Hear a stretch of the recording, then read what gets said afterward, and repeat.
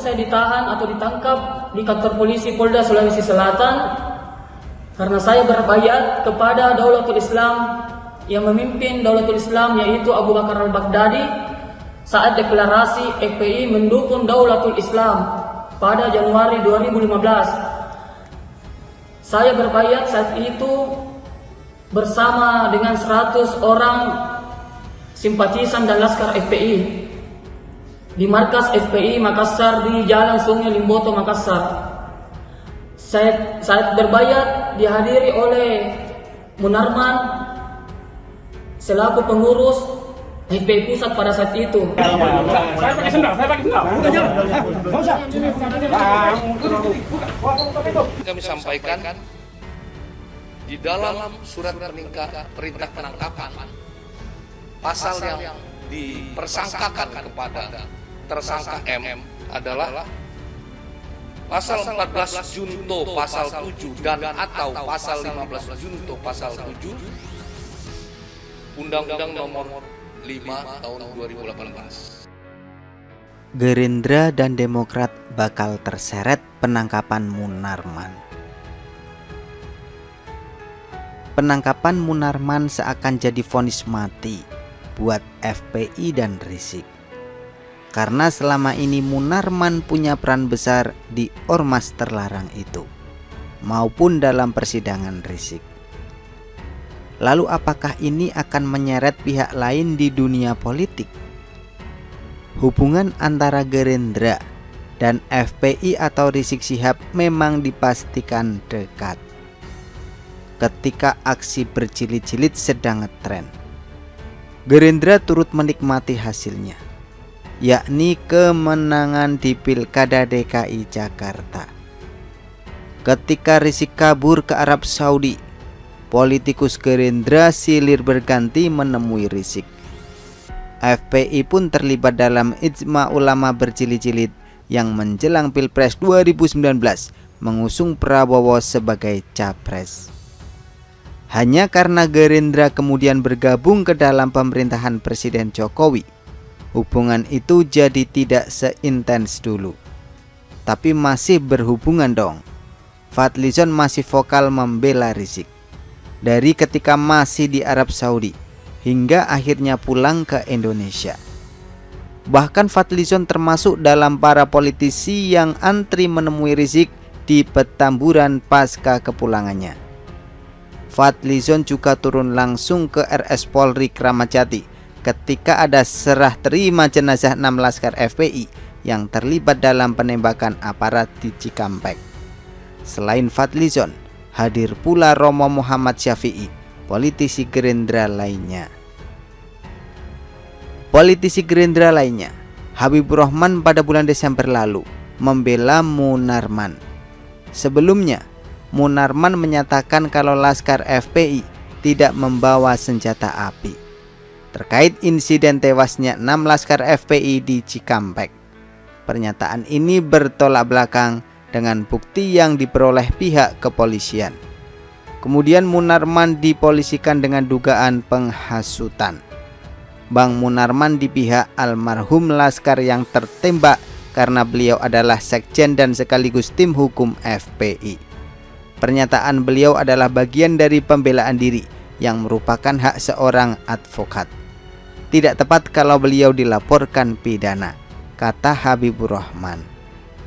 Kata-katanya sungguh sopan dan hangat seperti seorang kawan baik ya. Serupa dengan kata-kata Fadlizon membela Munarman pasca ditangkap oleh Densus 88 kemarin pada Selasa 27 April. Saya mengenal baik Munarman dan saya tidak percaya dengan tuduhan teroris ini. Sungguh mengada-ada dan kurang kerjaan, tweet Fadlizon di Twitter. Sama manisnya dengan kata-kata Andi Arief, politisi Demokrat yang juga membela Munarman. Menyusul penangkapannya, aparat harus adil dan memiliki bukti kuat untuk menteroriskan Munarman.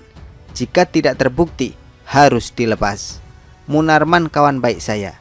Saya tidak yakin dia terlibat terorisme. Dia pasti kuat menghadapi persoalan ini. Tugas kita mengawal ini agar ada keadilan, tweet Andi Arief. Andi Arief bukan orang sembarangan di Partai Demokrat. Dia punya jabatan dalam kepengurusan Partai Demokrat 2020-2025 di bawah AHY sebagai Ketua Umum, yakni sebagai Ketua Badan Pemenangan Pemilu Bapilu Partai Demokrat. Walaupun pernah tersandung kasus narkoba, tetap saja Andi Arief diberi jabatan oleh AHY. Berarti Andi Arief bukan ecek-ecek dong, bisa disebut mewakili Demokrat. Apakah ada hubungan antara Demokrat dan Munarman? Ketika panas-panasnya kisruh Partai Demokrat antara kubu AHY dan kubu Muldoko pada bulan Maret lalu, Munarman sempat menyatakan siap membantu kubu AHY. Nggak ada angin, nggak ada hujan, tiba-tiba saja Munarman memberikan pernyataan, kalau pihak AHY minta, saya siap membantu. Dengan alasan Munarman membela pihak yang terzolimi. Sementara ketika marak aksi berjilid-jilid dari gerombolan 212 dulu, pernah berhembus kabar bahwa ada SBY di balik aksi 411 waktu itu, yang kemudian disebut fitnah oleh pihak SBY. Betul atau fitnah? Wallahu a'lam bishawab. Toh SBY tidak pernah mempolisikan orang yang mengusung dugaan tersebut, ya kan? Kalau sekarang Andi Arief menyebut Munarman sebagai kawan baik, saya kira Partai Demokrat harus siap dengan konsekuensinya. Jangan baper lagi ketika muncul lagi dugaan keterkaitan Demokrat dengan gerombolan Munarman CS. Sedangkan penangkapan Munarman ini kan dikaitkan dengan tidak pidana terorisme. Penggeledahan markas FPI di Petamburan menghasilkan banyak barang bukti bahan pembuat bom. Lalu ada pula bukti video yang sudah lama beredar soal kehadiran Munarman dalam acara Baiat ISIS di Makassar pada tahun 2015. Ini dukungan oleh pengakuan Ahmad Aulia, terduga teroris yang ditangkap pada Januari lalu. Bagaimana nanti jika semua hal yang disangkakan ke Munarman terbukti di pengadilan? Ya jangan heran kalau Demokrat ikut terseret. Petingginya saja berkawan baik kan? Kecuali nanti pakai strategi buang badan ya. Bagaimana dengan Gerindra? Fadlizon tidak bisa jadi wakil rakyat tanpa Gerindra. Itu sudah pasti. Begitu pula para politisi Gerindra yang sudah akrab dengan FPI, Rizik maupun Munarman, tidak akan disebut sebagai politisi tanpa adanya Gerindra. Kalau Gerindra betul-betul konsekuen dengan komitmennya bergabung dengan pemerintahan Presiden Jokowi, harusnya tidak akan ada pembelaan dari politisinya terhadap Munarman dan gerombolannya. Oleh sebab itu, seperti di tulisan sebelumnya, saya ingin tahu, apakah Fadlizon yang jelas-jelas membela HTI, FPI, dan Munarman bisa juga ditangkap ketika semua kesalahan yang disangkakan ke mereka bisa dibuktikan oleh pengadilan, dan juga tentunya ada imbas buat Gerindra, atau akan dibiarkan saja sambil dilihat bagaimana efeknya terhadap elektabilitas Gerindra.